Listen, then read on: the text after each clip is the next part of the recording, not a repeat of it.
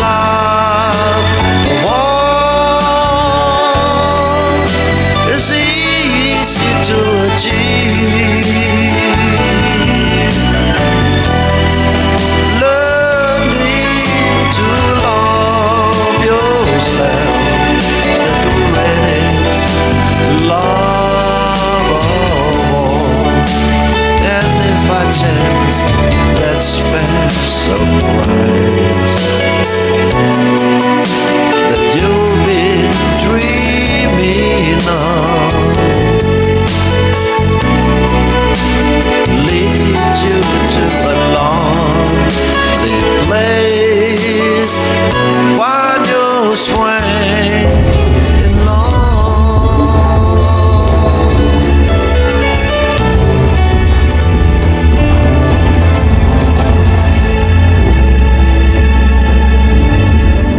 Bapak Ibu sekalian, moderator yang akan memimpin jalannya talk show pada pagi hari ini, kami perkenalkan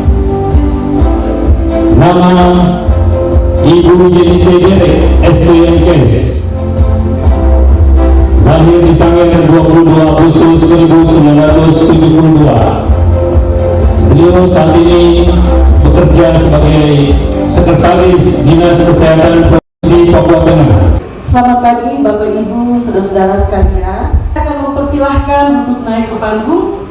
Narasumber kita yang pertama adalah Dr. Franz Tanjoni MKes, akan memberikan materi tentang kebijakan diabetes mellitus. Saya akan memanggil lagi narasumber kita yang luar biasa yang kedua. Saya persilahkan naik ke panggung yang terhormat Dr. Beni Triaksari, spesialis penyakit dalam finasi. Mari beri aplaus Bapak Ibu. Dr. Beni lahir di Temanggung 23 Agustus 1965. Riwayat pekerjaan, dokter pernah di divisi penyakit tropik infeksi Fakultas Kedokteran Universitas Gadjah Mada ya, tahun 2003 sampai 2005. Dokter pernah bekerja di Puskesmas Wates, kemudian pernah bekerja juga di Puskesmas Surabaya, dan pernah juga ke Puskesmas Lampung Utara ya dok ya. Bapak Ibu sekalian, dokter juga pernah bekerja di Rumah Sakit Daerah Seri tahun 2005 sampai 2017, jadi kurang lebih 7 tahun di Seri ya dok ya, 17 tahun di Seri ya. Dan sekarang dokter bekerja di BUMD RSUD Nabire, dan beliau lulus dari Fakultas Kedokteran Universitas Gadjah Mada telah menghadapi tahun ajaran 9 dan semangat, dan beliau ingin berbagi bagaimana beliau bisa mengelola kesehatannya serta menjalani hidup dengan diabetes. Kalau boleh saya bicara sedikit Pak, Pak Manten ini terdeteksi kena diabetes itu tahun 2013 ya Pak ya. Kemudian pernah masuk rumah sakit tahun 2021. Kemudian pernah juga kena stroke pada Desember 2022, dan beliau ini adalah seorang guru atau pengawas di Dinas Pendidikan Kabupaten Nabire. Apa kabar Bapak? Baik. Sekali lagi Bapak Ibu. Terima kasih saya ucapkan kepada narasumber kita. Ada yang pertama Dr. Franz Tanjoni MKes, kemudian ada Dr. Beni, spesialis penyakit dalam finasi, kemudian yang dikasih Bapak Martin Purwokuju. Terima kasih Bapak sudah bisa hadir di dalam acara talkshow kesehatan dengan judul Cerdas Mengatasi Diabetes Mellitus dan Komplikasi. Bapak Ibu sekalian, acara yang kita laksanakan pada hari ini disponsori atau dimoderatori oleh organisasi Persadia. Mungkin Bapak Ibu sudah pernah dengar Persadia. Jadi Persadia adalah Persatuan Diabetes Indonesia. Nah kalau kita di Nabire berarti ini cabang Nabire, gitu ya dok ya. Persadia ini didirikan sebagai respon terhadap meningkatnya prevalensi diabetes di Indonesia. Pada awalnya organisasi ini muncul dari keprihatinan para praktisi kesehatan, kemudian juga ahli medis dan masyarakat yang melihat adanya kebutuhan yang mendesak untuk mengatasi bagaimana mencegah diabetes yang semakin banyak menyerang penduduk Indonesia.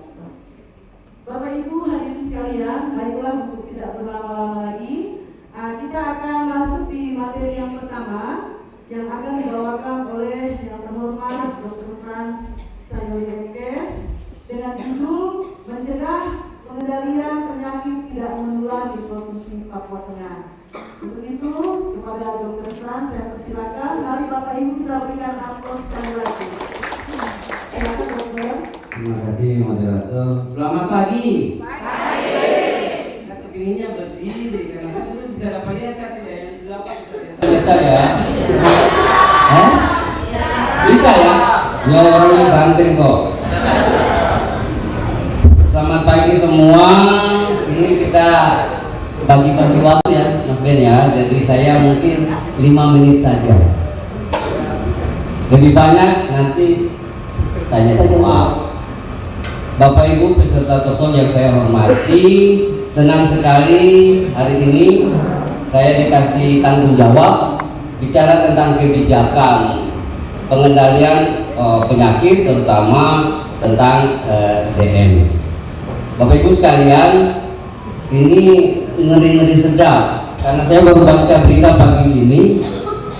DM itu termasuk penyakit yang mematikan nomor 4.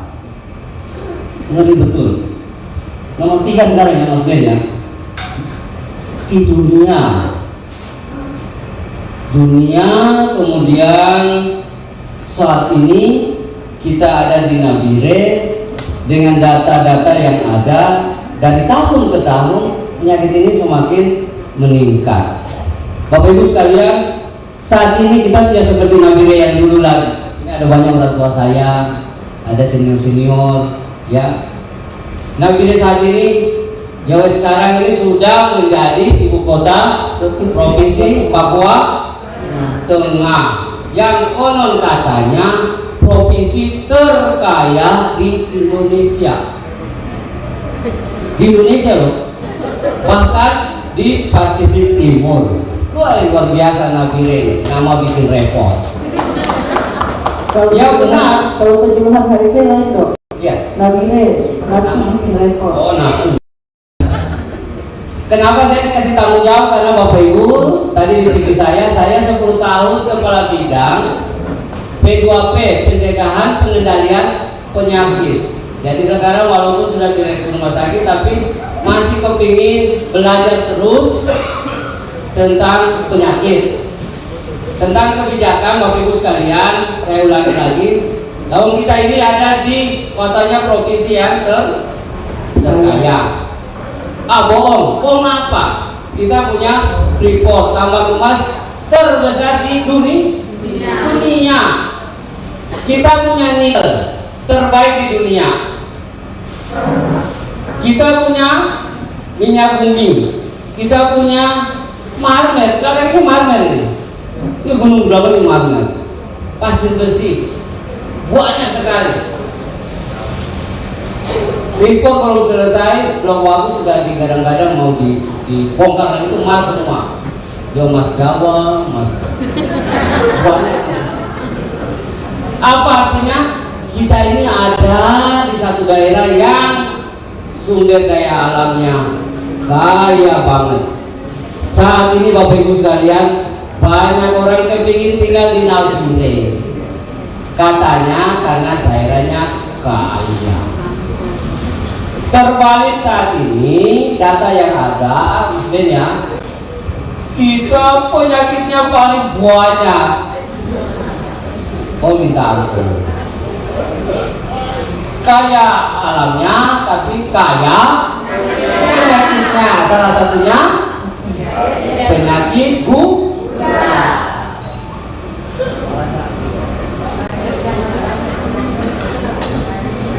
Bisa sambil slide saya ya biar tidak anu ya. Sambil jalan ya. Banyak sudah pemimpin-pemimpin kita yang mati meninggal.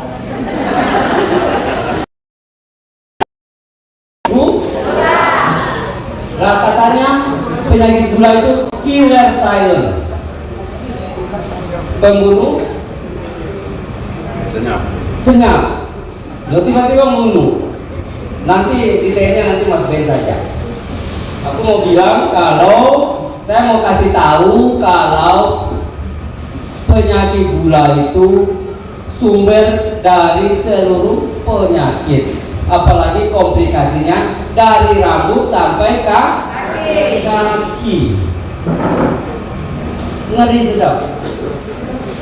Kita ada di daerah yang kaya, tapi kalau tidak jaga kesehatan baik-baik, maka kita sakit-sakitan, lalu mau nikmati apa di daerah yang kononnya terkaya di dunia. Sebentar lagi Nabire ini akan menjadi ibu kota IKN, ya, ibu kota negara. Ibu kota Nabire, ya, IKN, ibu kota Nabire.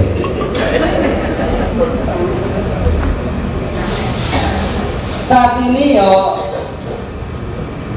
penyakit Bapak Ibu sekalian yang tadinya sebelum-sebelumnya penyakit menular, sekarang malah penyakit tidak menular yang di dalamnya ada penyakit gula.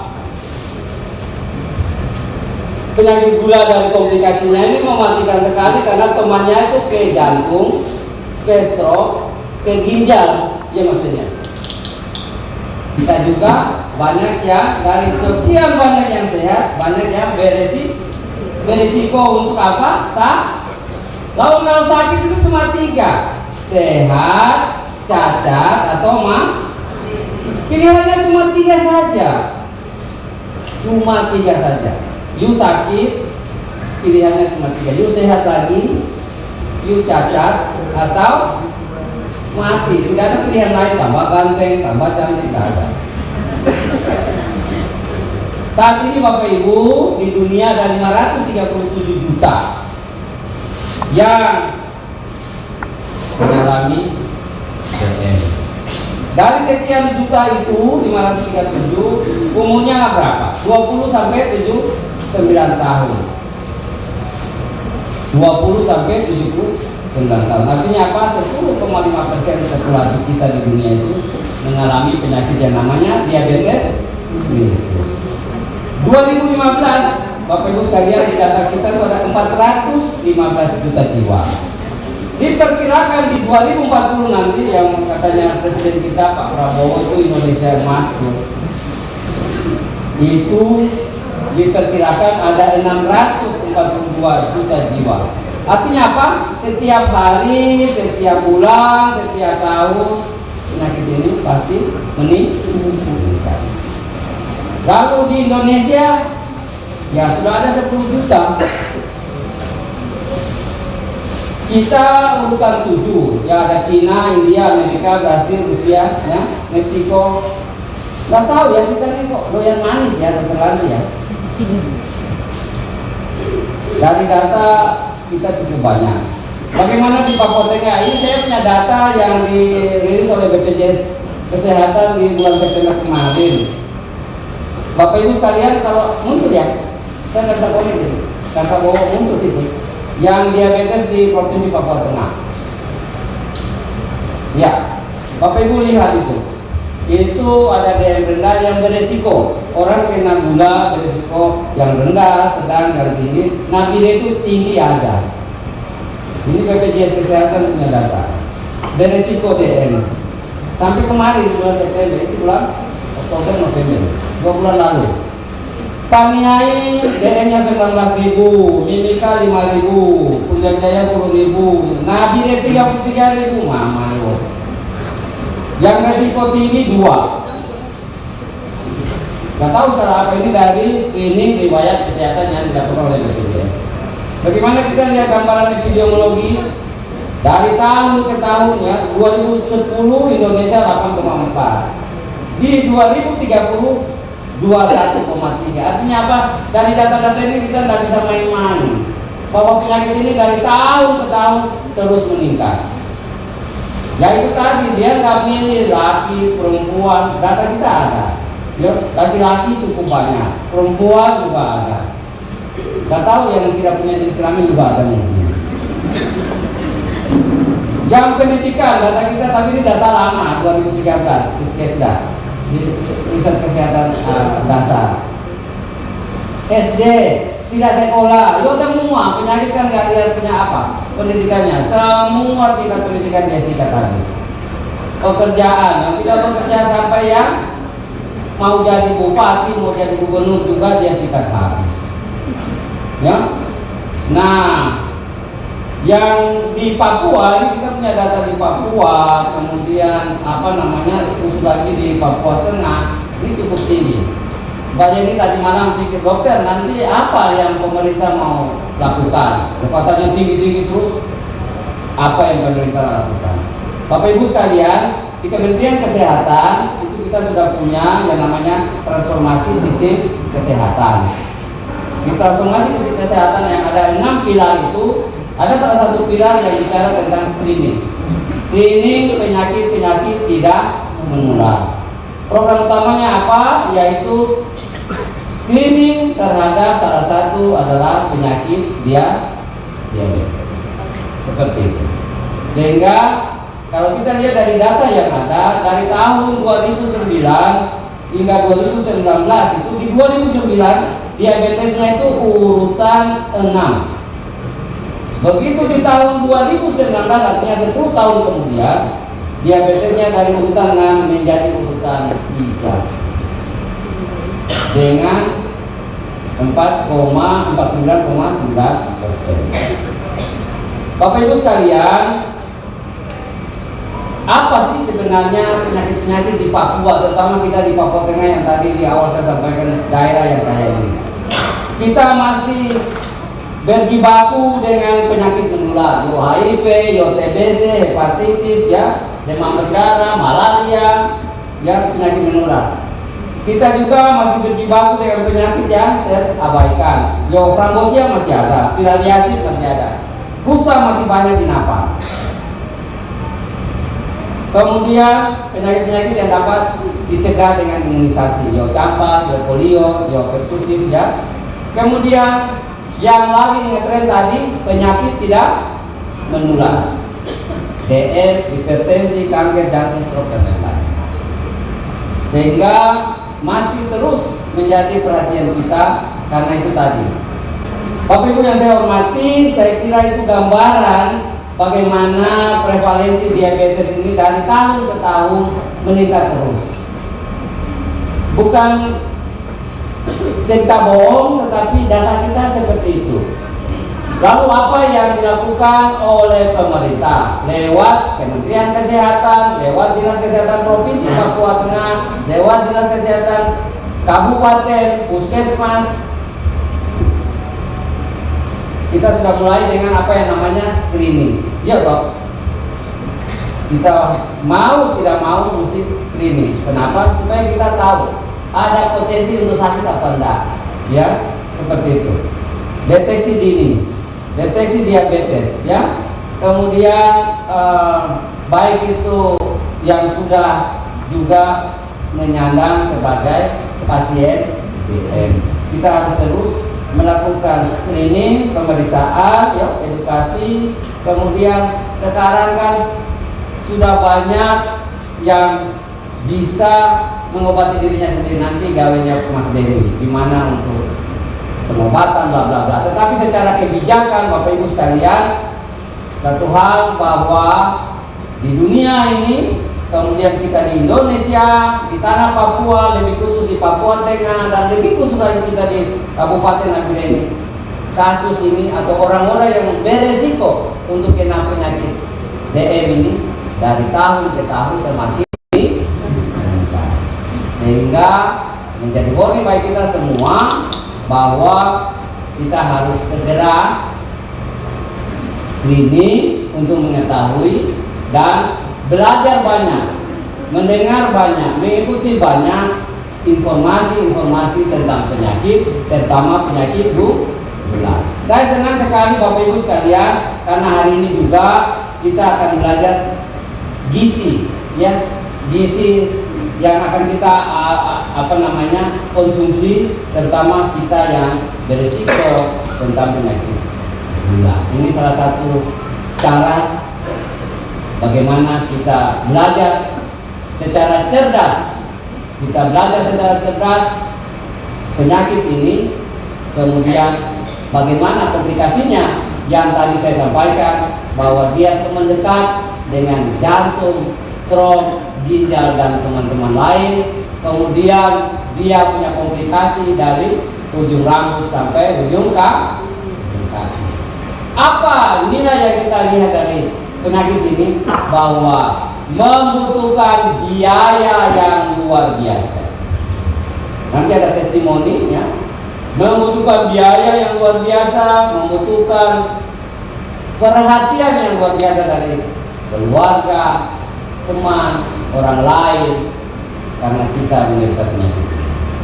Tetapi satu hal, bahwa kita ada punya trik-trik tertentu.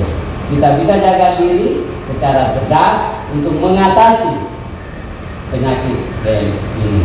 Saya kira itu bagian-bagian penting saja yang bisa sampaikan tentang kebijakan, tentang perkembangan penyakit ini, baik di dunia, di Indonesia, terutama lebih khusus kita di Nabire, di Provinsi Papua Tengah yang kita cintai ini, yang konon katanya kita cukup kaya sumber daya alamnya. Saya kira itu. Terima kasih. Saya kembalikan kepada Ibu moderator. Terima kasih dokter. Ya, jadi kata kuncinya ya dok, diabetes mellitus ini namanya mother of the disease. Jadi ibu dari semua penyakit. Jadi jangan sampai kita kena diabetes. Kalau kita kena diabetes berarti apa itu dok? Penyakit lain yang nggak diundang datang sendiri. Ya begitu ya dok ya. Bapak Ibu, mari kita beri aplaus sekali lagi kepada narasumber. Bapak Ibu, jika ada pertanyaan ditahan dulu karena kita akan langsung ke narasumber kita yang kedua. Narasumber kita yang kedua akan menyampaikan materi tentang diabetes mellitus dan penata laksanaan secara kompleks. Dengan penuh hormat kami persilahkan Dr. Beni Reaksi, spesialis penyakit dalam koordinasi, untuk menyampaikan materi yang kedua. Silakan Pak. Terima kasih. Sebelum nanti kita tanya jawab bebas, ada apa namanya diabetisi Pak Martin. Saya mohon kita menyimak terlebih dahulu presentasi 15 menit, ini fix sekarang ini 15 menit, nanti dikaji dulu dari situ, baru nanti kita akan mengembangkan pertanyaan apapun, silakan dimulai. Salam sehat. Pada kesempatan ini kita akan membahas tentang diabetes mellitus tipe 2 dan pengelolaannya secara komprehensif. Perkenalkan, saya Dr. Beni, spesialis penyakit dalam di RSUD Nabire, Papua Tengah. Hari ini saya sebagai pembicara bersama Dr. Sayori, Direktur RSUD Nabre, dan para tokoh diabetes Bapak APU dan Bapak Martin Koloujo. Diabetes mellitus atau yang disebut kencing manis adalah kumpulan gejala dari adanya peningkatan kadar gula dalam darah akibat dari penurunan produksi insulin oleh tubuh. Diabetes mellitus adalah penyakit yang berkaitan dengan pola hidup, terutama pola makan dan obesitas. Gejalanya bisa berupa rasa selalu haus, badan lemah, tensi tinggi, penurunan berat badan, dan luka yang sulit sembuh. Tahapan penyakit meliputi pradiabetes dan diabetes, di mana WHO mendefinisikan pasien diabetes apabila kadar gula darah puasa di atas 126 mg per desiliter. Membicarakan penyakit diabetes seperti yang akan kita lakukan pada hari ini, seharusnya membawa para diabetisi untuk mengetahui apa yang terjadi di dalam tubuhnya. Pada awal dari pembicaraan ini, saya akan tampilkan video yang Bapak dan Ibu simak baik-baik. Itu akan menjadi petunjuk bagi proses keinginan kita untuk mengelola diabetes secara baik, sehingga kita akan senantiasa dalam kualitas hidup yang baik. Seperti Bapak AP ini, beliau adalah memang tokoh sejak dulu, dan bukan hanya tokoh, beliau adalah tokoh dari penjagaan dirinya hingga saat ini. Beliau masih dalam usia kepala 7 Bapak ya. Oh, kepala 8 sekarang, 8. Peran sosial Bapak yang begitu besar bagi Nabire, juga peran pribadi beliau dalam penjagaan diri dan perawatan beliau ini diperankan oleh beliau sendiri. Dokter ini kan hanya mendampingi. Itu menunjukkan bahwa hal seperti ini bisa dicapai oleh siapa saja. Karena usia harapan hidup Indonesia itu meningkat, sehingga sekarang pasien-pasien usia lanjut itu mencapai 9%. Angka nasional kurang lebih 25 juta penduduk. Yang kedua, tentang diabetes, ini dalam kaitannya dengan Persadia. Di Indonesia, di Nabire ini kita sudah membentuk Persadia begitu lama, dan hari ini Pak Ketemen direvitalisasi kembali atau di posisinya diperankan kembali untuk menjadi ajang pertemuan persatuan diabetes Indonesia. Ya, diabetes ini sebenarnya satu hal yang kita harus terima dengan hati yang ikhlas, dan kita mau mengobati adalah kelebihan dari diabetes, kekurangannya, tetapi kita harus jaga, harus hidup dengan diabetes itu. Akhirnya kita mengatasi. Untuk mengatasi ini, ya kita harus rajin ke rumah sakit, kita harus rajin minum obat, dan itu menjadi suatu kebiasaan bagi kita. Nah, kalau sudah jadi kebiasaan, saya pikir kita hidup juga sama-sama diabetes. Dan diabetes juga bukan tidak baik, itu baik sekali. Hanya kita jaga, jangan sampai kita lebih buat diabetes itu atau kurang diabetes, tapi diabetes itu teman kita. Hanya kita mau sehat atau tidak itu tergantung juga pada diri kita sendiri. Jadi kita serahkan kepada Tuhan, kita serahkan kepada dokter, kita serahkan kepada menteri, terus kita sendiri berobat, merawat sendiri, dan itu yang penting bagi kita. Saya pikir itu saja yang saya sampaikan, dan diabetes itu teman hidup kita. Jangan kita takut lawan, kalau lawan kita bahaya. Kita anggap dia, kita diterima teman. Kita cari dokter atau menteri yang bisa rawat kita, kita periksa darah, kalau lebih atau kurang ya kita dengan obat kita atasi dan kita serahkan kepada Tuhan. Itulah hidup kita di dunia ini. Terima kasih.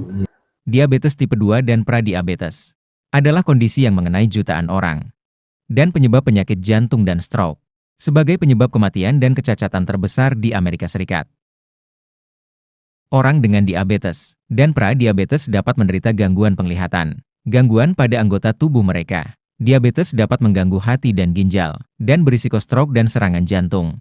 Namun diabetes tipe 2 dan pradiabetes dapat dihindari dan risiko dapat dikurangi. Apa itu diabetes? Diabetes adalah penyakit kompleks yang mengenai banyak bagian tubuh. Disebabkan oleh cara tubuh menangani makanan yang Anda makan. Setelah makan makanan dipecah menjadi molekul gula yang disebut glukosa. Glukosa diproses melalui usus ke dalam darah, lalu dikirim ke seluruh tubuh dan menghasilkan energi. Ada beberapa bagian tubuh yang membutuhkan dalam menyerap molekul glukosa dan membutuhkan hormon khusus yang disebut insulin. Insulin terbentuk di pankreas dan beredar dalam darah bersama glukosa ke sel-sel yang membutuhkan, khususnya sel hati, sel lemak, dan sel otot. Ketika tubuh mengalami resistensi terhadap insulin, jumlah insulin meningkat. Agar dapat memanfaatkan glukosa, awalnya selama resistensi insulin, pankreas akan bekerja keras untuk memproduksi lebih banyak insulin. Ini dapat terjadi bahkan ketika kadar glukosa masih normal. Jika tes kadar insulin sangat tinggi, terjadilah hiperinsulinemia. Bersama dengan resistensi insulin, tubuh Anda mulai mengembangkan diabetes. Banyak insulin dalam darah juga mempengaruhi produksi lipid dan lipoprotein, yang merupakan pemecah dari molekul kolesterol. Produk lemak disebut trigliserida. Partikel ini kecil dan ikut dalam aliran darah Anda, namun bisa berbahaya bila menumpuk di pembuluh darah Anda. Dengan adanya peningkatan kadar insulin, tubuh terutama organ hati, melepaskan partikel kolesterol jahat seperti VLDL. Dan semakin tinggi kadar insulin Anda, semakin banyak kolesterol jahat beredar dalam aliran darah, suatu kondisi yang disebut dislipidemia. Selain itu adiponektin, hormon yang dilepaskan oleh sel-sel lemak untuk membantu memecah lipid, khususnya asam lemak bebas, sering rendah pada pasien obesitas atau resisten insulin, mengembangkan diabetes tipe 2. Lipid seperti itu, dan penanda lipoprotein biasanya diperiksa untuk mengukur kolesterol. Itu juga menguatkan petunjuk tentang meluasnya resistensi insulin. Karena pankreas terlalu berat bekerja, dan sel beta yang memproduksi insulin akan mulai mati. High Lab akan mengukur seberapa baik fungsi sel beta Anda, atau menunjukkan kerusakan. Disfungsi sel beta berarti tubuh tidak dapat lagi membuat cukup insulin untuk membantu sel mengambil glukosa untuk energi. Dan kadar glukosa yang tinggi akan terlihat dalam darah, disebut hiperglikemia. Bila kadar insulin turun, tubuh dapat bereaksi dalam beberapa cara. Sel-sel yang menggunakan insulin untuk mengontrol kadar glukosa memiliki kemampuan untuk menyimpan glukosa. Bila kadar insulin turun, sel hati dan otot akan mulai melepaskan glukosa yang tersimpan untuk mencukupi energi tubuh. Tanpa kadar insulin yang memadai, karena adanya resistensi insulin, semakin banyak glukosa dilepaskan ke dalam aliran darah, dan gula darah makin meningkat. Penanda kontrol glikemik biasanya diperiksa dalam kondisi puasa, saat gula darah seharusnya rendah. Hasil lab yang menunjukkan kadar glukosa selalu tinggi, didefinisikan sebagai pradiabetes dan diabetes. Sebagai kesimpulan bagaimana terjadinya diabetes, mari kita lihat gambaran utamanya. Kadar insulin yang tinggi mengawali resistensi insulin. Mekanisme utama terjadinya pradiabetes dan diabetes. Selanjutnya, kadar lemak yang tidak normal, lipoprotein, dan hormon adiponektin menandakan resistensi insulin. Penurunan produksi insulin oleh pankreas akibat gangguan pada hormon penghasil sel beta, dan disfungsi sel beta akhirnya menyebabkan defisiensi insulin. Tingkat insulin yang tidak memadai mengganggu kemampuan tubuh dalam mengontrol kadar glukosa, dan kadar glukosa meningkat. Terjadilah pradiabetes dan diabetes. Konsekuensi diabetes. Terlalu banyak glukosa dalam darah yakni hiperglikemia, dan terlalu banyak lemak berbahaya dalam darah yakni dislipidemia, adalah dua kondisi sebagai karakteristik dari pradiabetes. Dan diabetes yang tidak tertangani menyebabkan kerusakan serius pada pembuluh darah, menyebabkan berbagai komplikasi. Kelebihan kadar lemak dan partikel lipoprotein dapat menimbulkan plak pada pembuluh darah dengan adanya molekul glukosa berlebih dan asam lemak bebas. Karena pembuluh darah tersumbat, darah tidak dapat beredar ke organ tubuh, dan nutrisi serta oksigen yang dibawa darah tidak lancar mengalir ke anggota gerak tubuh, menyebabkan terjadinya gangguan pada saraf yang bersesuaian, mengarah ke kondisi yang disebut neuropati. Saraf yang rusak menimbulkan mati rasa dan sulit dipulihkan. Hal ini menyebabkan otot melemah dan mengecil. Terkadang menyebabkan amputasi. Dan Anda mungkin mengalami perubahan sensorik, termasuk kebutaan, fungsi involunter seperti tekanan darah dan denyut jantung, dan bahkan fungsi seksual bisa tidak normal sebagai tanda neuropati. Pada pembuluh darah besar misalnya pada hati dan otak, penumpukan plak menyebabkan aterosklerosis. Seiring waktu plak bisa tumbuh dan pecah, dapat menyebabkan penyakit kardiovaskular atau serangan jantung, atau di otak dapat menyebabkan stroke. Lebih lanjut aterosklerosis menyebabkan kerusakan organ, seperti penyakit ginjal atau hati. Ibaratkan insulin sebagai kunci masuknya gula ke dalam sel untuk digunakan sebagai energi bagi tubuh. Pada diabetes, glukosa masuk dalam aliran darah, namun tidak bisa masuk dalam sel, sehingga kadar gula darah menjadi tinggi, karena meskipun pankreas memproduksi insulin, namun tidak efektif. Dan akibatnya, terjadi kelemahan fungsi organ-organ tubuh. Faktor risiko diabetes meliputi usia, riwayat diabetes dalam keluarga, dan riwayat melahirkan bayi di atas 4 kg. Sedangkan faktor risiko diabetes yang bisa diubah meliputi kegemukan, kurangnya aktivitas fisik, dislipidemia, riwayat penyakit jantung dan hipertensi, serta diet yang tidak seimbang. Diabetes yang tidak terkontrol akan menimbulkan komplikasi di berbagai organ. Bisa berupa penyakit kardiovaskuler, retinopati, neuropati dan nefropati diabetik, serta bisa menimbulkan komplikasi dari akibat hipoglikemia dan hiperglikemia akut. Apakah diabetes dapat disembuhkan? Bagaimana mencegah komplikasi? Dan makanan apa yang boleh dimakan dan tidak boleh dimakan? Sering menjadi pertanyaan pasien. Kita dapat mendiskusikannya pada acara ini. Marilah kita diskusikan hal tersebut. Bapak Ilmu Kedokteran Hippocrates mengatakan, setiap orang memiliki dokter dalam dirinya. Kita hanya perlu membantunya dalam menjalankan tugasnya. Kekuatan penyembuhan alami dalam diri kita masing-masing adalah kekuatan terbesar untuk sembuh. Makanan kita seharusnya menjadi obat kita. Obat kita seharusnya menjadi makanan kita. Maka untuk membangun kesembuhan, kita perlu mengubah pola hidup kita, meningkatkan aktivitas fisik, memperbaiki pola makan, dan mengelola stres dengan baik. Ikutilah konseling diabetes dengan dokter dan di sarana kesehatan. Pola makan bagi diabetes meliputi 3J, yakni tepat jumlah, tepat jenis, dan tepat jadwal.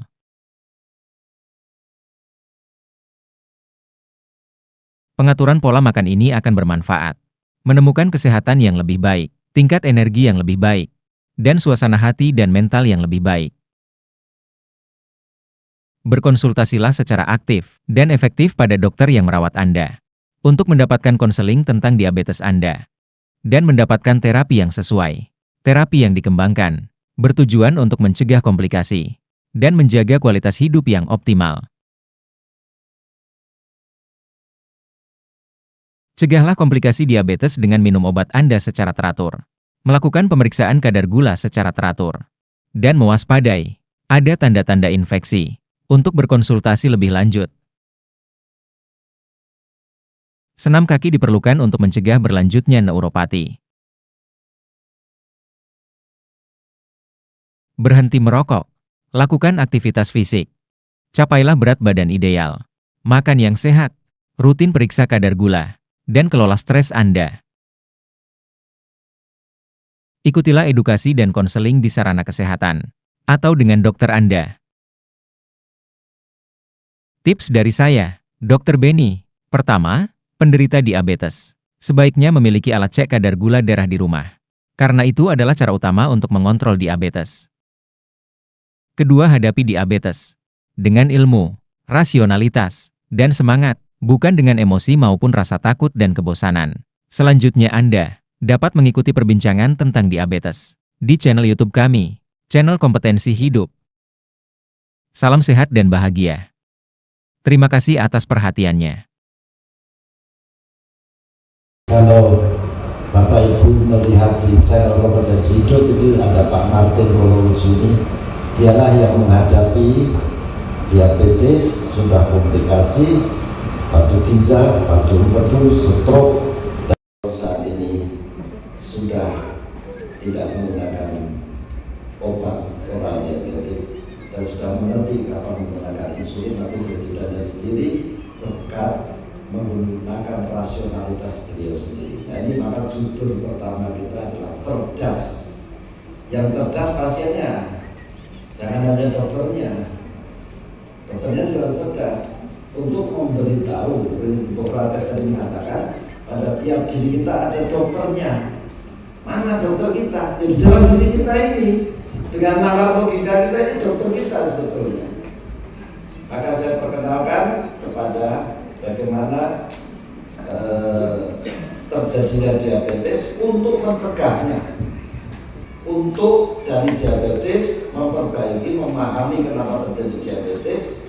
Kalau kita tidak ingin, carilah jalan untuk kembali, carilah jalan untuk menemukan. Tadi Pak Timo, selamat siang Pak Timo. Pak Timo punya istilah sendiri, Jadi kalau sekarang hilirisasi, dokter ini hulunisasi. Ya, kalau kita hilirisasi untuk mencapai pendapatan negara yang lebih tinggi, tapi diri kita sendiri harus menemukan bagaimana kita mendapatkan kesembuhan sebagaimana sebelum kita terkena penyakit. Saya kira itu Ibu, monggo dilanjutkan.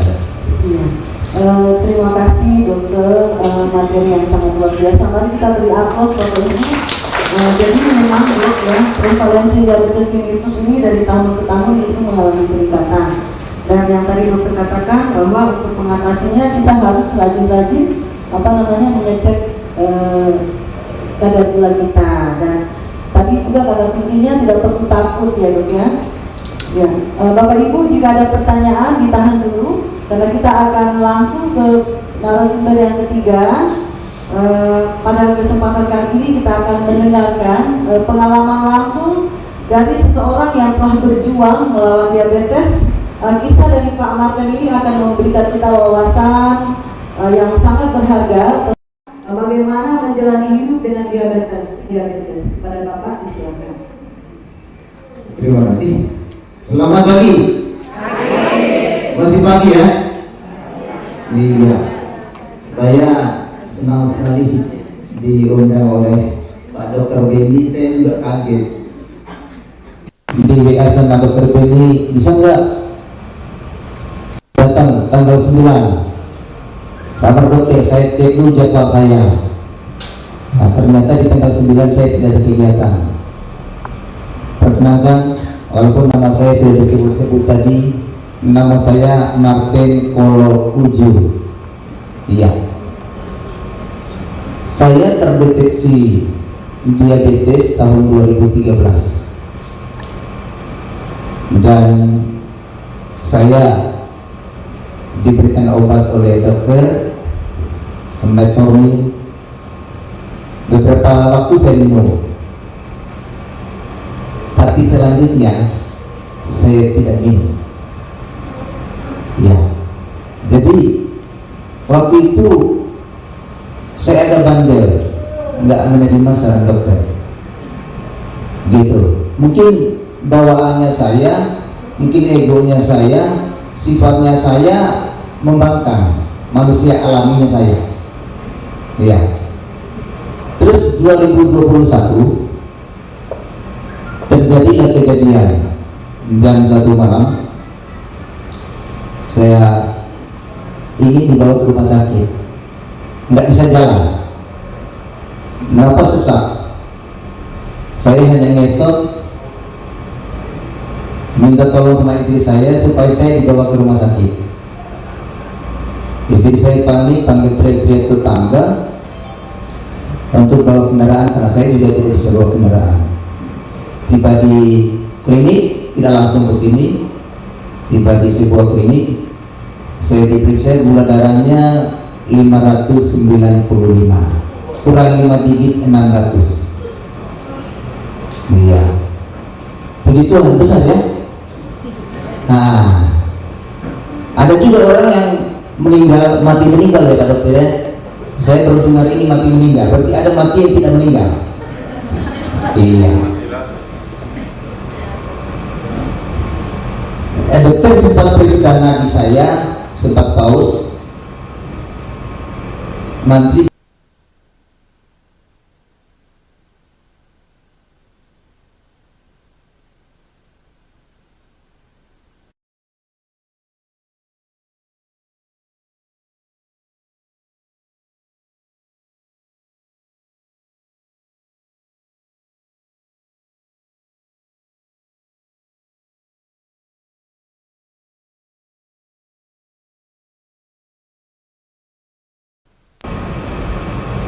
saya langsung dirujuk ke rumah sakit sini. Sampai di tengah jalan juga kadang saya nggak sadar, nggak tahu saya ada di mana.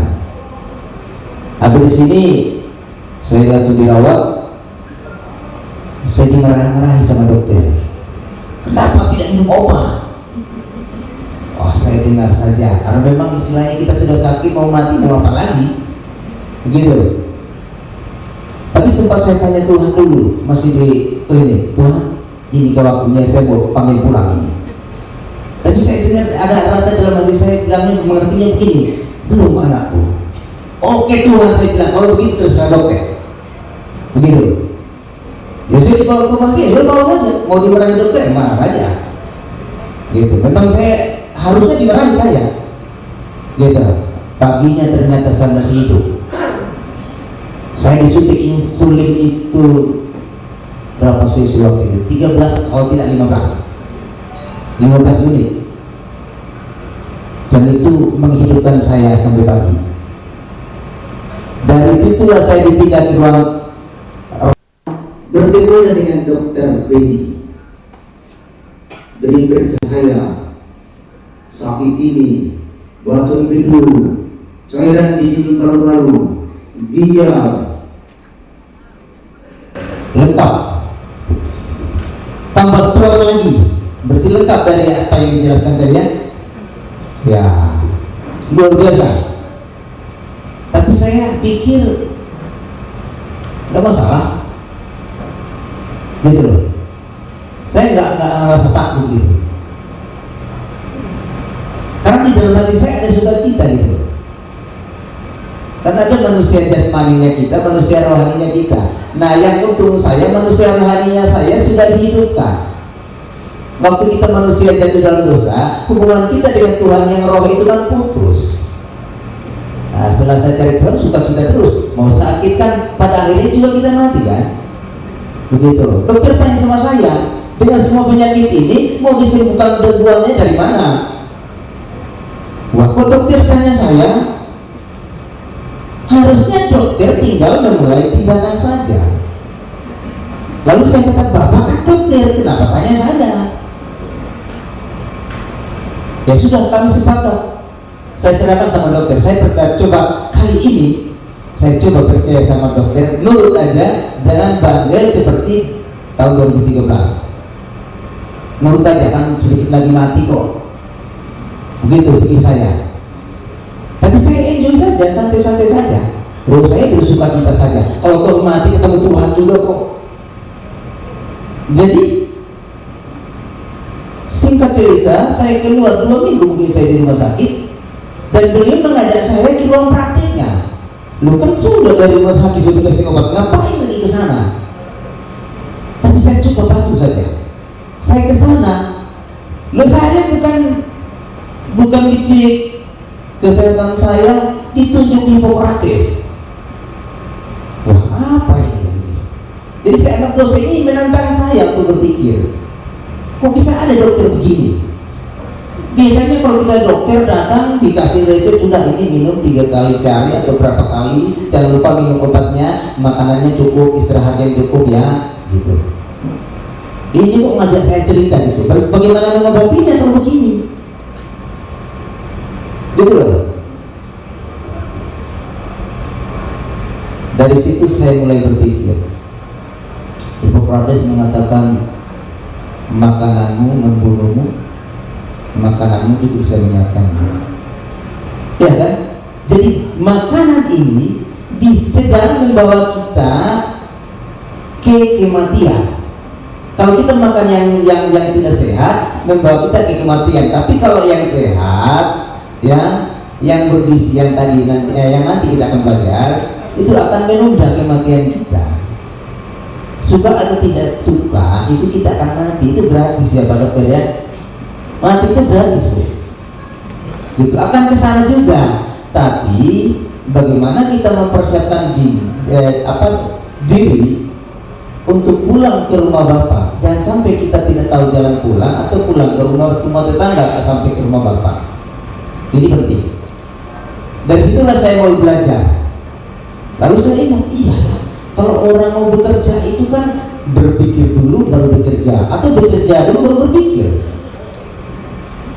Nyatanya kita berpikir dulu baru kita bekerja. Berarti manusia itu bekerja berdasarkan apa yang dia pikirkan, dan dia boleh memilih, gitu loh. Kalau milih sehat berarti mau hidup teratur, mulai dari pola pikirnya, pola makannya, pola geraknya, pola tidurnya. Empat ini. Pola pikir duluan. Karena kita bekerja karena pikiran. Dulu sebelum saya bertobat, kalau malam saya pikir mau mencuri ayam tetangga, saya pikir terus sampai pagi itu. Besoknya ada teman-teman mencuri semua. Ya karena saya memikirkan itu. Begitu. Dan sekarang tidak mencuri lagi. Begitu ya. Jadi saya bisa hidup sampai sekarang ini kemurahan Tuhan. Mestinya saya sudah beberapa kali mati yang meninggal ya. Iya. Bagaimana caranya supaya saya bisa keluar pola pikir saya? Susun ulang pola pikir saya. Cara saya makan, ya. Saya makan rebus-rebus semua. Ya. Belakangan saya tahu cerita dari Pak Dokter An, kalau ada beliau di sini sebenarnya saya lihat, pura-pura lihat. Orang diabetes itu kan diabetes itu kan memecah lemak jadi gula ya Pak ya. Kata itu saya praktek. Berarti hari itu ternyata terbukti tetangga saya lebih dulu meninggal dari saya karena dia terlalu rajin makan gorengan. Kan saya punya tetangga, kami sama-sama diabetes, kan baku tanding siapa lebih sehat duluan atau mati duluan. Ternyata beliau mati duluan karena dia tidak patuh. Hasil riset yang saya baca, riset Amerika, ada 5 orang penyakit jantung sama-sama ke dokter yang sama, ya. Yang satu nurut sama dokternya, yang 4-nya bandel, nggak nurut. Yang 4-nya mati lebih cepat, yang 1-nya mati lebih lambat.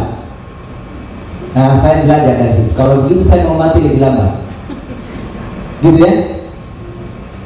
Itu saja dulu atau bagaimana? Soalnya panjang cerita ini. Kalau lengkapnya ada di podcast bersama dengan Dokter Billy. Itu lengkap di situ. Ya, asli ke dia kan baru pola pikir. Saya mau pola pikir gitu. Saya menerima pikiran yang benar. Ya, dari Taman Eden, keluar dari Taman Eden itu kan manusia pikirannya sesat, hidup tanpa Tuhan, sesat. Makanya yang di kejahatan itu tidak perlu diajar, dia sudah pintar. Ya kan? Siapa di sini yang lahir bawa kebenaran? Tidak ada. Ya kan? Sudah belajar dulu cari kebenaran baru bisa benar. Dan itu yang saya cari. Separuhnya saya dapat dari Dokter Benny, yang lainnya dapat dari yang lain. Oke, makan sudah diatur ya. Nasi kurang, nasi saya stop. Pernah saya makan nasi merah dari 2013 sampai 2020 sampai 2022. Lalu saya ganti pakai jagung sampai sekarang. Nasi sudah saya ukur. Mungkin kalau tidak bisa saya ukur ya, lebih kecil lagi dari ukurannya dari yang saya kepala saya. Jadi itu 3 kali makan saya, pagi, siang, malam. Saya sendiri yang masak. Jadi sekali lagi orang diabetes, jangan selalu mengharapkan belas kasihan orang lain. Malah dari kita.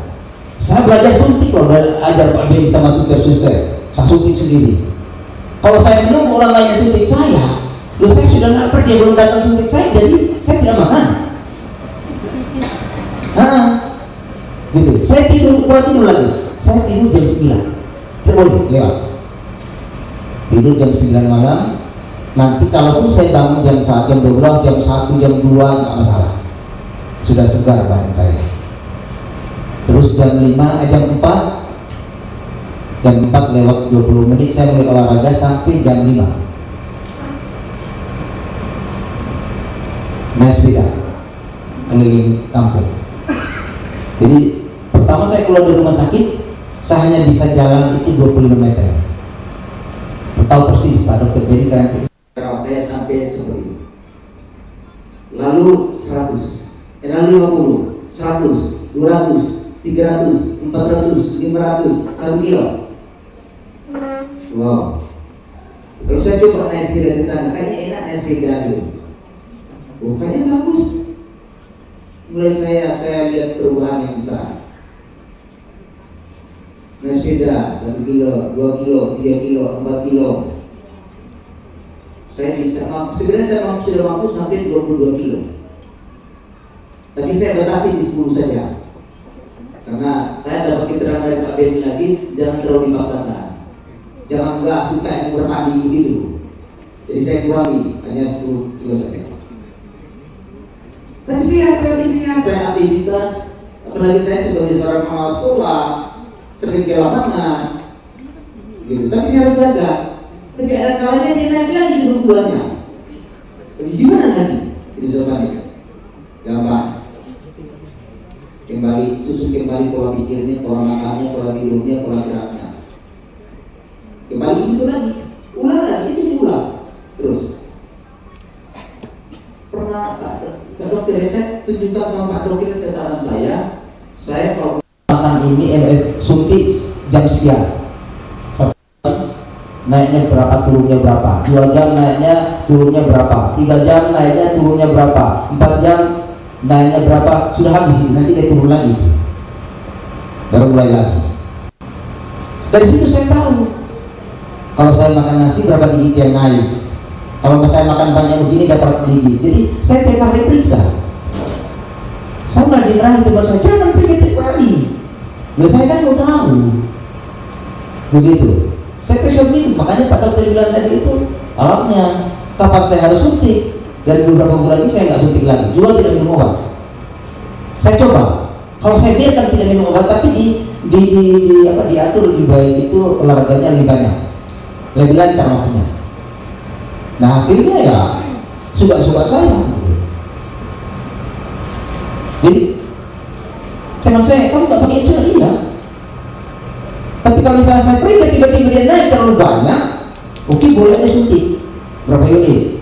Biasanya kan diajar sama Pak Dokter paling rendah 4 unit, ya, lalu 8 unit, lalu 12, ya sudah begini aja. Kalau terlalu tinggi 12, sikat sama 12, gitu. Jadi keseimbangan gula darah saya sekarang itu ya kadang tergantung saya mau pasang di berapa. Paling enaknya 150. Nanti dia naik 175, naik 200 bisa, 200 lebih sedikit bisa, terus turun lagi. Pernah ngedrop juga, cepat-cepat minum yang manis, naik lagi. Nah, makanan apa yang menyebut kita cepat naik? Ya Bapak Ibu, memang kita suka makan daging ya, kurangilah. Kemarin itu saya makan, kan anak saya beli betulan, rasanya ini enak Bapak, enak. Oh iya Bapak coba, 1 lagi, karena enak 2 lagi, karena enak 3 lagi, karena enak 4 lagi, oh 5 deh cukup ya, gitu. Tapi dia naiknya berapa? Naik 33 tinggi. Kalau sudah naik gitu, gimana caranya? Kurangi makannya. Tadi saya lihat makanan enak di depan, stop, sudah makan tadi pagi, banyakin sayur, pokoknya daging kurangi. Apalagi yang berlemak, begitu, kurangi, nanti dia turun lagi. Begitulah yang saya alami sampai saya seperti ini. Mungkin itu aja juga. Nanti kalau ada pertanyaan baru nanti saya jawab lagi. Terima kasih. Jadi makasih Pak. Jadi kata kuncinya tentang makanan ya Pak ya. Makanan dan pikiran. Jadi makanan yang baik itu menjadi pilihan untuk kesehatan kita di masa depan. Jadi bijak-bijaklah memilih makanan yang sehat. Bapak Ibu, terima kasih untuk narasumber kita. Yang pertama untuk Dr. Sayuri, Dr. Benny dan Pak Marten. Terima kasih untuk Pak Marten atas testimoni yang memberikan kita inspirasi dan motivasi bagi kita semua. Tidak berlama-lama kita akan masuk pada diskusi tanya jawab. Bapak Ibu, saya persilahkan jika ada yang ingin bertanya, silakan mengangkat tangan. Panitia baiknya dipersiapkan. Silakan menyebut nama, kemudian asal dari mana, dan silakan bertanya. Untuk kesempatan pertama saya berikan pertanyaan untuk 3 orang. Silakan, ada yang ingin bertanya? Ada Pak Freddy di sebelah kanan. Silakan sebut namanya, kemudian dari mana asalnya, dan silakan bertanya. Terima kasih atas kesempatan yang diberikan kepada saya. Saya Ibu Sandra dari utusan Puskesmas Samabusa sebagai pasien, dan saya ingin menanyakan, biasanya kita penderita DM kalau sudah terdiagnosa disarankan oleh dokter untuk minum obat, dan obat itu ada obat yang harus setiap hari kita minum seperti metformin atau akarbose yang nyaman di lambung. Tapi banyak sesama teman penderita DM yang tidak mau minum obat. Mereka lebih tertarik dengan herbal, di mana herbal banyak testimoni yang menggiurkan bahwa akan sembuh, padahal obatnya harganya yang sangat, yang bisa dibilang mahal. Yang saya ingin tanyakan di sini, apakah herbal itu bisa menyembuhkan dibanding dengan obat medis? Terima kasih. Terima kasih kepada Ibu Sandra. Pertanyaan ini saya lemparkan kepada Dr. Beni selaku spesialis penyakit dalam. Dok, Ibu Sandra perwakilan dari Puskesmas Samabusa, beliau mengatakan bahwa jika orang yang positif diabetes diberikan obat, tetapi ada juga yang malas minum obat dan dipromo untuk meminum obat yang herbal. Nah, pertanyaannya, apakah herbal ini bisa menyembuhkan? Silakan. Saya tidak bisa komen karena saya tidak tahu herbalnya apa. Kalau herbal yang tujuannya membersihkan pembuluh darah seperti tadi itu memenuhi.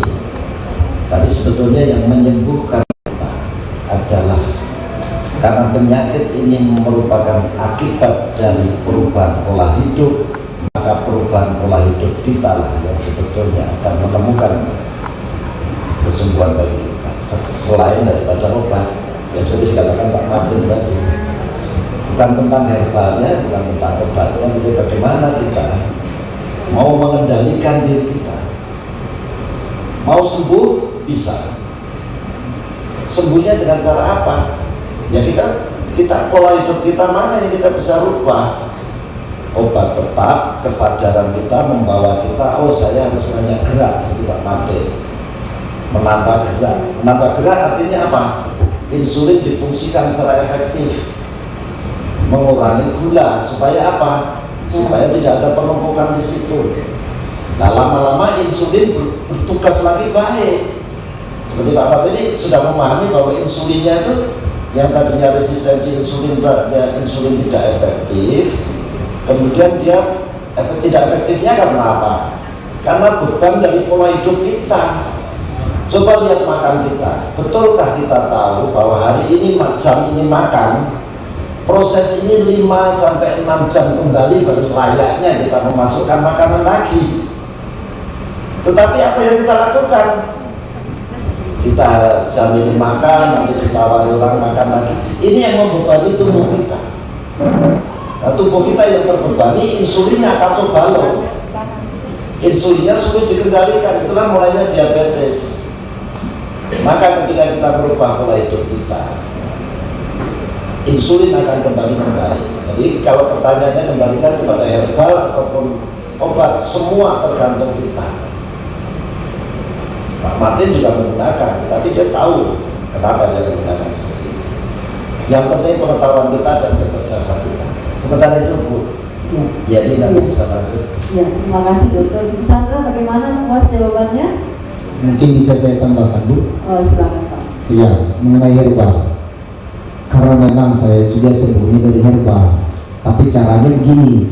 Kalau kita minum satu herbal, setelah minum itu diperiksa. Berapa sih pengaruhnya? Banyak obat yang bisa menurun. Gitu loh. Tapi kalau pola pikirnya belum diperbaiki, kan ini yang perintah. Oleh minum itu yang begitu. Namanya orang menjual Bu. Ya pasti akan mempromosikan herbalnya. Tapi kalau herbal itu memang bagus. Tapi kalau misalnya belum diteliti efek sampingnya, bagaimana? Ini kan masalahnya di sini. Kita suka terima obat herbal, tapi tidak diperiksa. Kalau saya minum herbal, berapa pengaruhnya? Daun ini kalau saya minum itu pengaruhnya berapa gigi. Malah ada yang saya minum, justru saya minum herbal itu mengentalkan saya. Jadi saya stop, saya mulai lagi nyusun ulang cara hidupnya, pola makannya. Adanya dari sini sebenarnya. Kalau ibu mau tahu kenapa saya terkena diabetes, ya memang seperti yang dijelaskan dokter itu lengkap. Saya anak muda dulu, waktu masih zamannya muda, saya kuliah jam 1 jam 2 malam juga masih makan. Nasinya banyak-banyak. Karena kita kalau di NTT sana itu kan ya karena kurang lauknya, jadi nasinya harus lebih banyak supaya cepat kenyang. Begitu kan? Dan saya tidak menyadari. Jadi saya bilang sama Pak Dokter, saya makan tanpa pengertian, tanpa saya mengerti apa kandungan dari situ yang saya makan. Jangan-jangan saya sedang mempercepat saya mati, menyiksa diri saya. Kan begitu. Ketika peredaran darah tidak lancar, saya menyiksa jantung saya menyiksa ginjal saya. Setelah saya mengikuti terapi dari dokter, difasilitasi oleh dokter, Pak Dokter juga kaget, kenapa batu orpidolnya lebih cepat sembuh?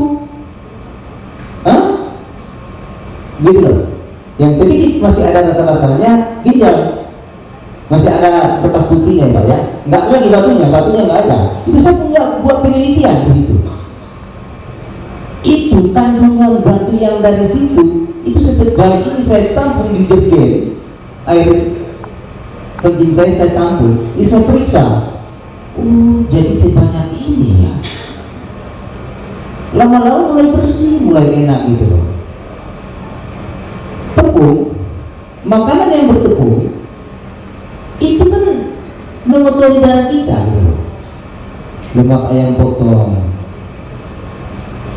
itu kan mengotori loh. Tapi saya tidak bisa melarang orang yang jual makanan-makanan itu, ya kan? Jadi saya tidak boleh makan kue yang kering seperti ini, begitu, karena di situ ada menteganya, ada materinya di situ. Jadi saya harus tahu ini kandungannya apa. Ini makanan ini percaya mati atau minuman kematian saya. Itu begitu caranya yang saya alami sampai saya seperti ini, gitu. Ibu jangan berpikir ini kalau kan merusak saraf ya. Waktu saya stroke itu saya mau ke kanan jalan ke kiri, saya mau ke kiri mau ke kanan, jalan ke kiri ya, saya mau ke kiri jalan ke kanan, nggak bisa bawa motor. Masih ada ibu dokter B di sini, ibu dokter B, jangan dulu kita berhenti. Tapi setelah ini kan mobil saya tinggal duduk saja kan putar-putar tangan saja, saya bawa, dan itu yang menolong saya tetap bergerak di dalam kondisi yang memang stroke. Dokter bilang dia bisik saya, dia ibu dokter, karena ibu dokter yang mengenai saya duluan, ini bapak sudah stroke. Begitu Pak? Oh nggak apa-apa, gitu loh. Kenapa? Sukacita, ada runtuhan di sini, gitu loh.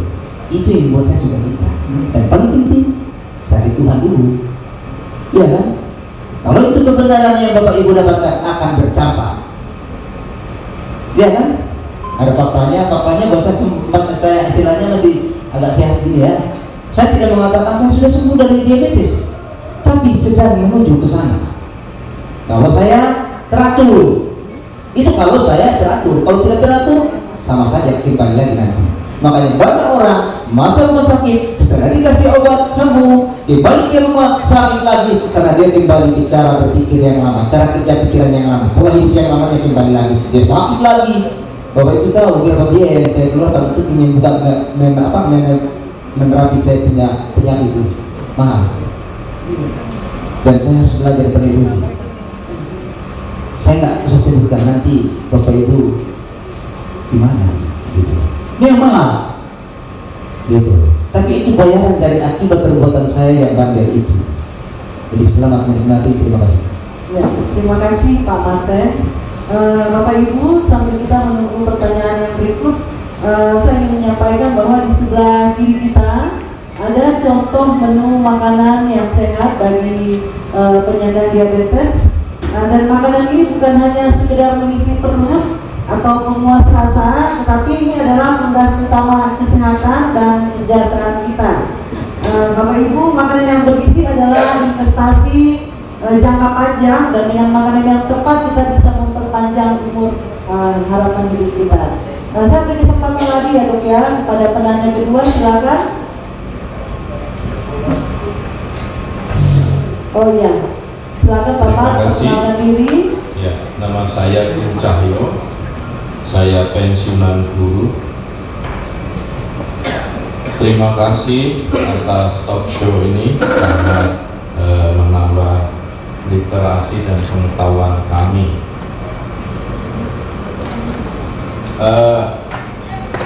Ketika Dr. Sayori dan Dr.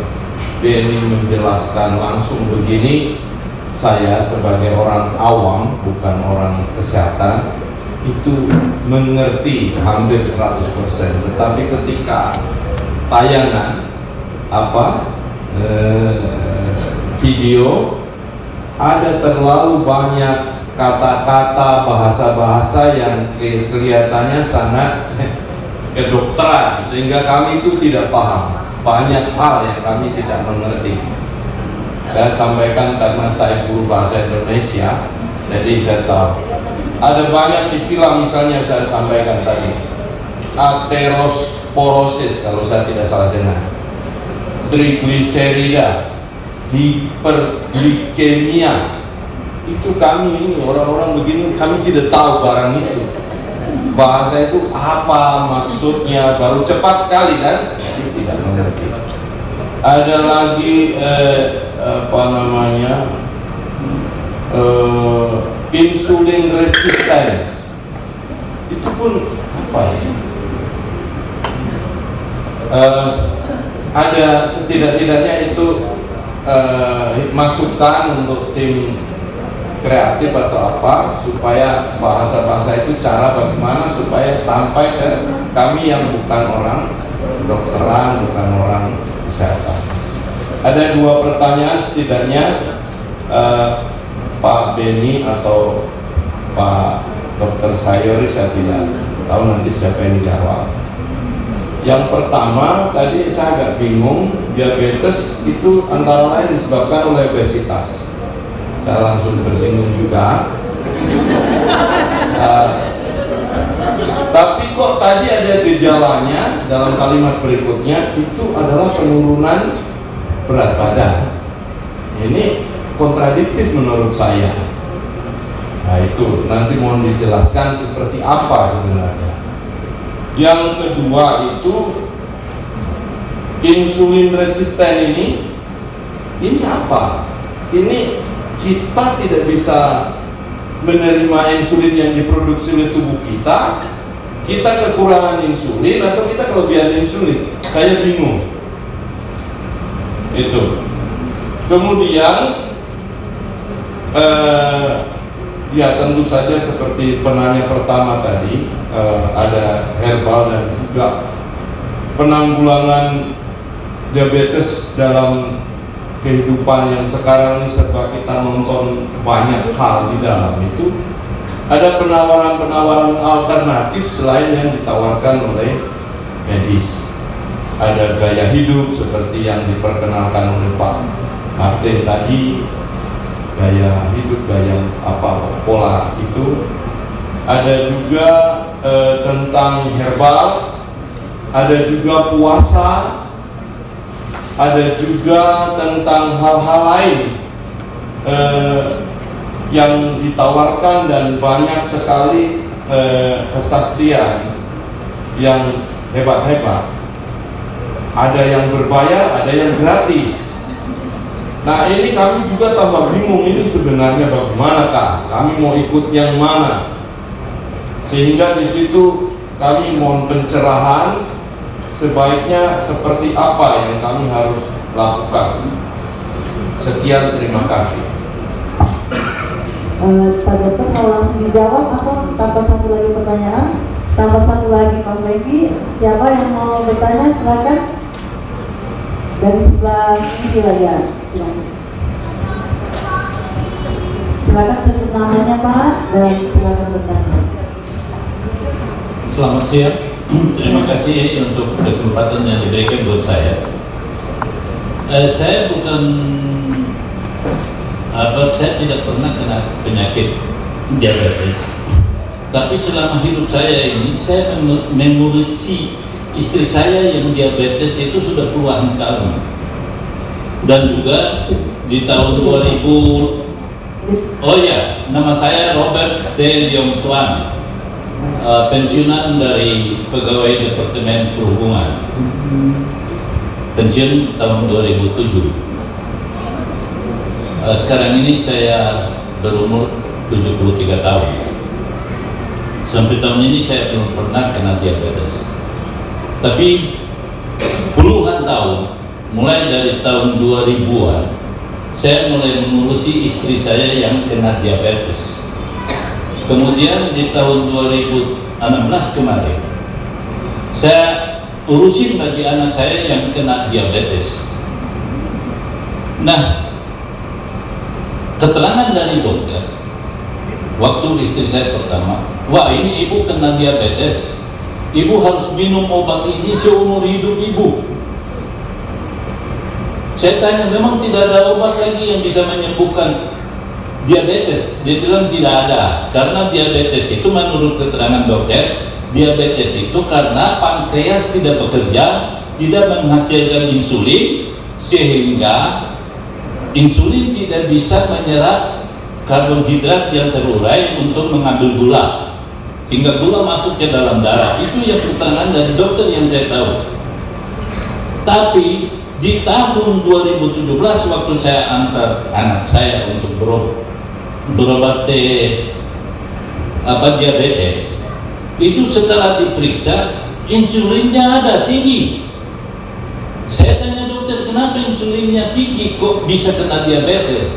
Katanya pankreasnya bekerja baik, tapi mengeluarkan insulin yang cukup banyak, tapi reseptornya, saya tidak ngerti reseptor ini apa ya. Reseptornya ini tidak baik katanya, sehingga tidak bisa menyerap, sehingga insulin tidak bisa menyerap karbohidrat yang terurai menjadi gula di dalam darah. Terus dikasih obat, obatnya itu yang memang beda sekali. Sebab yang saya tangani istri saya itu, obat yang dikasih itu metformin, kemudian ada Gliben, kemudian ada lagi Glimepride. Nah, obat yang dikasih saya lupa namanya, agak sulit sih, tapi harganya satu butir itu antara 20 sampai 25 pada waktu itu. Nah, satu strip itu bisa 250. Satu hari harus diminum 3 kali satu. Dia terlalu banyak. Akhirnya pulang ke sini, kita minum metformin aja. Nah, sekarang masalah mengenai metformin lagi. Ada banyak dokter beritahu metformin itu diminum sebelum makan. Ada yang bilang, oh tidak, metformin harus diminum sesudah makan. Tidak tahu mana yang benar. Belakangan saya dengar ada lagi yang sebut metformin itu harus minum bersamaan makan. Artinya, katanya begini, saya tanya kenapa? Katanya begini, karena metformin itu obat yang membantu penyerapan hidrokarbon. Hidrokarbon ini apa?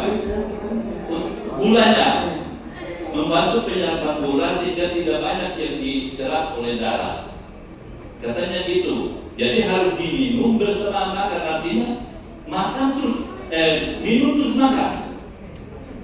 Jadi bukan 1 jam sebelum makan baru minum, atau 1 jam sesudah makan baru minum. Jadi kita orang awam ini bingung bagaimana caranya.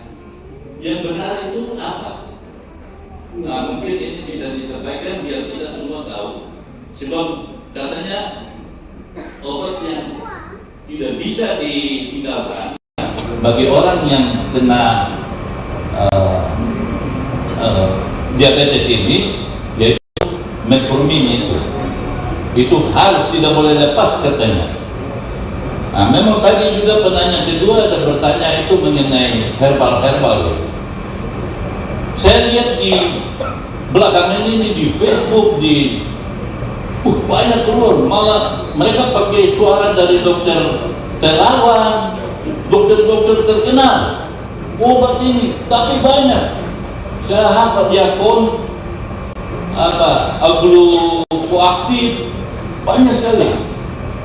Tapi untuk mengobati istri saya, karena dokter bilang tidak bisa sembuh dengan obat, pokoknya seumur hidup harus minum obat.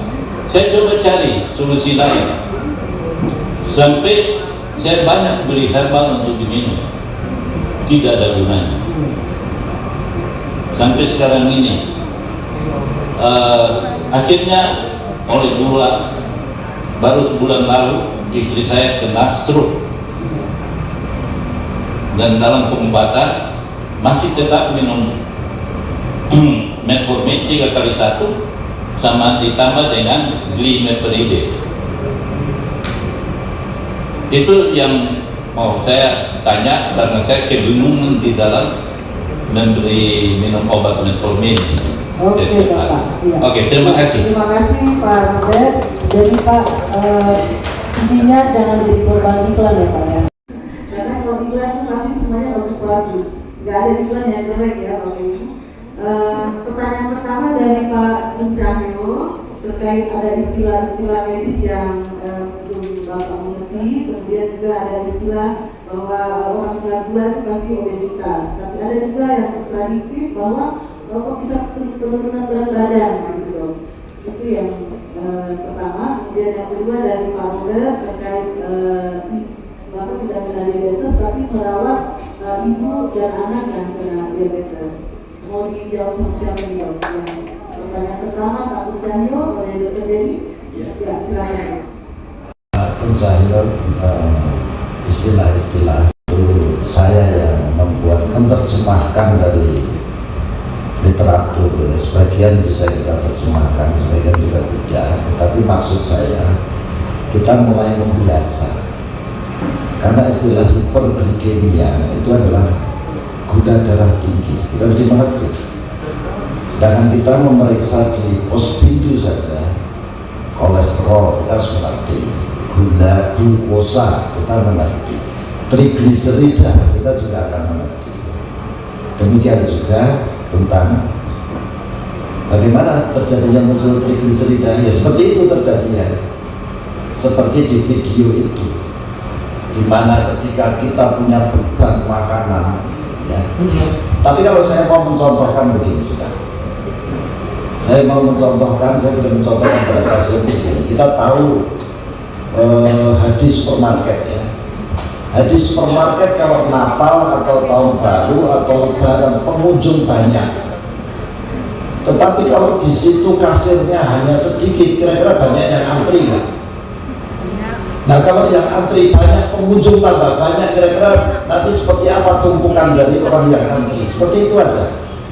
Nah ketika kelelahan terjadi pada si kasir, sudah, ini maka terjadilah yang disebut resistensi insulin. Jadi ini bukan cuma masa Lebaran, Natal atau tahun baru loh. Tiap detik, tiap hari, tiap jam kita yang membangunnya sendiri. Apa yang terjadi dengan pankreas kita? Kalau kita juga tidak ingin berbalik arah untuk membuangnya atau mengurangi atau merubah pola hidup kita sendiri, tetapi dia tidak efektif dalam bekerja. Gula di dalam sel tetap rendah karena kuncinya sudah lelah. Jadi si insulin ini sudah tidak efektif, namanya insulin resisten. Itu juga memang ditandai dengan insulin yang tinggi. Nah sekarang bagaimana kok gejala diabetes itu adalah lelah? Kok gejala diabetes itu adalah penurunan berat badan? Karena si sel yang berkepanjangan dalam keadaan kurang gula ini dia tetap makan, tetapi penggunaannya tidak sesuai peruntukannya, kira-kira bagaimana? Hanya terjadilah yang namanya resistensi insulin tadi berdampak kepada hiperglikemia, tapi pada saat yang sama tidak menghasilkan energi bagi tubuh. Berarti mulailah kelelahan itu ada, makan menjadi tidak berguna karena ada kunci yang rusak. Jangan lupa, dalam setiap sistem kita itu seperti itu adanya.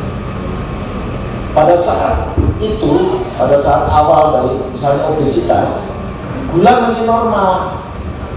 Tetapi kalau itu dipelanjutkan, ini sudah mulai resistensi insulin ya, karena tekanan lemak yang banyak itu ya, tekanan beban dari pola makan yang banyak ini. Jadi misalnya katakanlah yang muda-muda sekarang yang membiasakan malam makan, olahraga pulang, makan malam di kafe, makanannya yang manis-manis, untuk kemudian tidur. Bayangkan makanannya untuk apa kira-kira? Makanan itu hanya untuk ditumpuk, dan itu adalah membebani tubuh. Bagaimana kita bisa mengkoreksinya? Setiap makanan yang kita lihat yang masuk ke tubuh, ini sudah otomatis memprosesnya. Kita yang harus sadar ini ya, kita makan apa, kapan makannya. Ini terus akan diproses oleh tubuh. Tubuh ini sudah setia saja. Begitu barang itu masuk di lambung, seperti film itu tadi. Film itu saya ingin menggambarkan secara mudah bagaimana terjadinya otot apa ini namanya, sel otot, sel hati itu tadi memproses gula. Pada saat sudah lelah itu, justru sel otot ini yang menyetor gula ke dalam darah, karena gulanya tetap tidak berfungsi banyak, tapi hanya menghasilkan yang namanya lemak. Kemudian dari hati memproses, mengirim lagi gula, akhirnya dia kurus lama-lama. Ototnya disedot gulanya untuk menyetor gula, padahal dimakan ini. Itulah keanehan yang terjadi kalau kita tidak segera memutar balik arus yang berlawanan dengan alam ini. Siapa yang bisa mengembalikannya? Nah, di sini ditolong dengan insulin dulu, ditolong sambil dipantau. Nah, metformin adalah yang membantu untuk penyelesaian masalah resistensi insulin ini. Jadi jangan juga kita terjebak kepada apakah itu sesudah makan. Dokter satu bilang, dokter bukan hanya dokter satu, literatur satu dengan lainnya itu beda-beda karena penelitiannya. Tapi ada satu mengatakan metformin itu berpengaruh dengan adanya makanan. Tapi itu kan hanya tentang daya serapnya obat. Dia tidak tentang hal-hal yang lebih prinsip dari itu. Jadi kalau dimethyl dan sebagainya mesti dikatakan diminum 1 jam sebelum makan. Karena apa? Ada interaksi obat dengan makanan begitu. Metformin juga seperti itu, maka sebaiknya dimakan ya waktunya makan, tapi bersama dengan makan. Maksudnya bersama ya sesaat sebelum makan itu dimakan saja, kan dia berprosesnya. Jadi saya tidak ingin membela yang mengatakan sesudah atau sebelum. Prinsipnya itu lebih baik dimakan, karena nanti bisa kita evaluasi seperti Pak Martin bilang tadi. Dan kita bisa lihat Pak Martin ini loh, datang ke praktek itu bawa buku yang isinya pemeriksaan gula jam per jam. Bukan barang ringan beliau berhasil seperti ini. Dari dianya sendiri yang memeriksa jam per jam, sehingga saya bisa menganalisa, oh ini begini polanya Pak Martin itu. Tanpa itu dokter mau apa? Hanya dengan mengatakan harus begini, harus begitu, bisa kan? Tidak bisa. Kita yang harus melihat diri kita sendiri seperti apa dinamika yang terjadi dalam diri kita itu. Jadi kembali jawabannya tidak masalah. Nah sekarang seperti Pak Bung Cahyo, waktunya Bapak untuk memutar balik yang seperti Pak Bung mengatakan kembali ke hulu itu, waktunya sambil jalan sambil kita perbaiki. Yang muda-muda juga begitu. Tapi enak begini kok, ya enak begini, tapi kalau sudah begini enak enggak, kan gitu. Karena sebetulnya proses itu di dalam itu sudah terjadi, hanya kita belum mengetahuinya. Kalau kita periksa insulin seperti tadi siapa ya? Periksa insulin reseptornya, yaitu tadi resistensi insulin itu karena reseptornya. Jadi jangan disangka kuncinya sudah ada, terus bisa masuk. Masuknya dengan apa? Karena ada lubang kuncinya, itu reseptor di dalam sel. Banyak ya. Jadi dokter, waktu kita tinggal 10 menit lagi. Ya. Iya. Monggo. Mungkin pertanyaan yang tadi yang kedua dijawab oleh sudah sekalian. Oke. saya lempar ke audiens, waktu kita tinggal 10 menit lagi, apakah mau perpanjang atau kita sudahi saja? Masih ada yang ingin bertanya? Masih banyak, oke. Saya beri kesempatan kepada yang sebelah kiri. Pak Feki melihat siapa yang ingin bertanya, silakan sebut nama dan silakan bertanya. Baik, nama saya Andre. Singkat saja ya, karena waktu kita tinggal 10 menit. Mungkin saya mewakili yang belum menderita diabetes, jadi sedang menuju ke sana.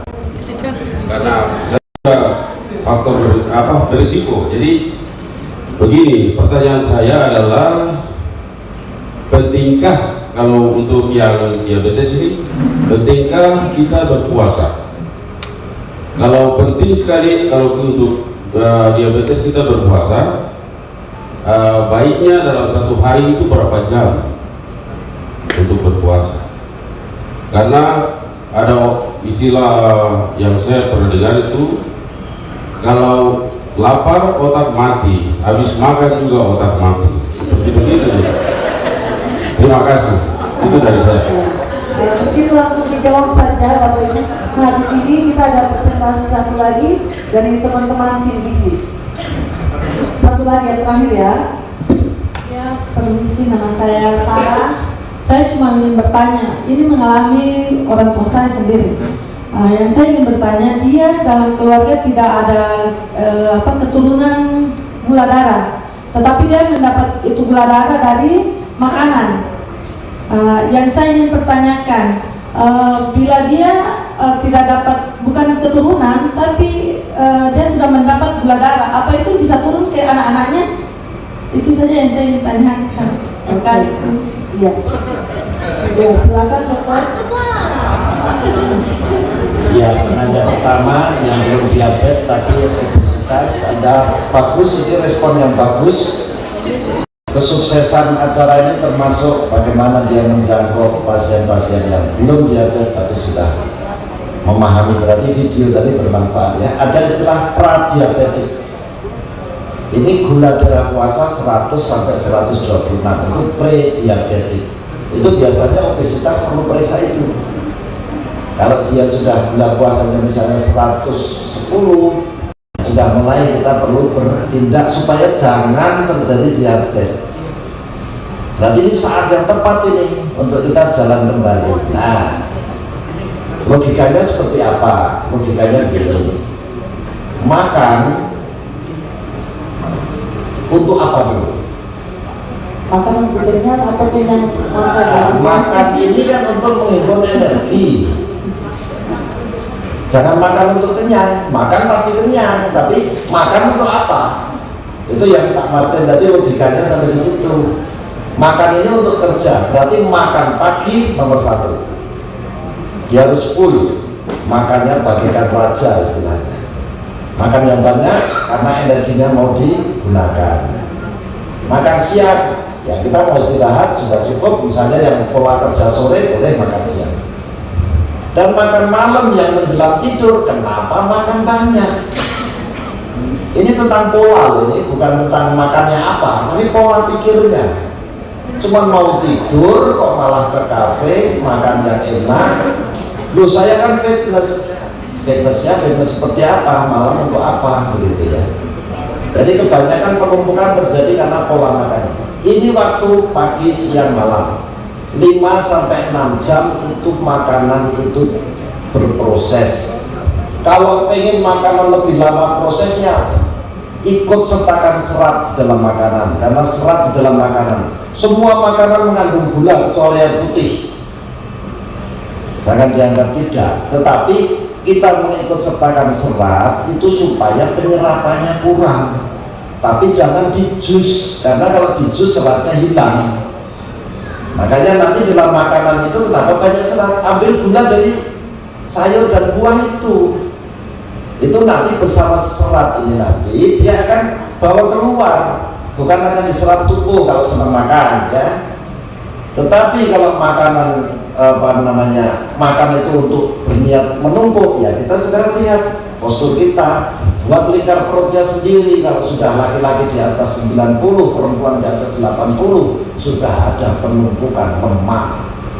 Risiko untuk menjadi resistensi insulin dimulai dari situ. Nah, pengen nggak keluar dari situ? Sekarang tiap 21 detik ada pasien diabetes baru di dunia ini. Ya dari pola makan, tidak lain. Jadi kalau tadi bilang keturunan, sekarang 90 lebih pasien itu karena pola. Keturunan pun terkait pola, bukan yang diturunkan penyakitnya, ya pola pikir tadi ya seperti Pak Martin ceritakan itu. Ini orang jujur yang menyelami diri, menyelami sejarah dirinya sendiri memang nakal, ya tidak apa-apa. Yang penting kan sadar. Itu saya kembali ke dokter Sayuri tadi, sakit hanya ada cacat, sembuh dan mati. Tidak ada orang yang habis sakit menjadi ganteng. Saya katakan ada. Orang yang habis sakit menjadi ganteng itu ada. Orang yang bisa memahami penyakitnya, maka penyakit itu akan menjadi berkah. Setelah paham dia akan ganteng. Buktinya bisa duduk di sini. Kata-kata ganteng bisa duduk di sini. Padahal dia dulu dari sakit. Yang sudah terlihat sendiri tadi jalan saja dan nggak ada ingatan, ya kan? Nah maka sekarang ini kita harus memahami diri kita seperti itu. Rubahlah kalau memang kita ingin, jangan kita ikut polanya orang ramai. Kita akan keluar dari kita sendiri. Jadi seperti itulah, makan dibagi setengah untuk serat, seperempat untuk karbo, seperempat untuk protein. Semua nanti jadi gula ini. Tapi gulanya yang serat tidak mudah diserap. Gulanya yang karbo langsung diserap. Gulanya yang lemak sulit diserap. Sulit berubah jadi gula proses panjang. Makanya lemak ketika bertubi-tubi sulit diangkat diproses menjadi energi. Maka nah sekarang gerak yang seperti apa? Sudah gemuk, pengen lurus. Geraknya seperti apa? Kalau suruh lari nggak sanggup kan gitu, dari makan aja istilahnya antara kenyang nggak bisa mikir, lapar juga mati pikir. Ya terus ya hidupnya gimana ini? Pikiran kita harus hidup. Puasa, bagaimana perannya? Kalau kita disiplin makan tiap 5 jam, 6 jam sekali, itu sudah jeda, ini kan puasa namanya. Kalau kita ingin lebih luas lagi, lakukan lebih luas lagi. Ini untuk mendisiplinkan diri kita sendiri tujuannya. Jadi bukan puasa yang seperti apa, puasa yang kita pahami bahwa tubuh kita perlu istirahat, perlu memproses barang itu. Sayangi tubuh kita. Karena tubuh kita ini harus layak kita sayangi. Mau nyanyi siapa lagi coba?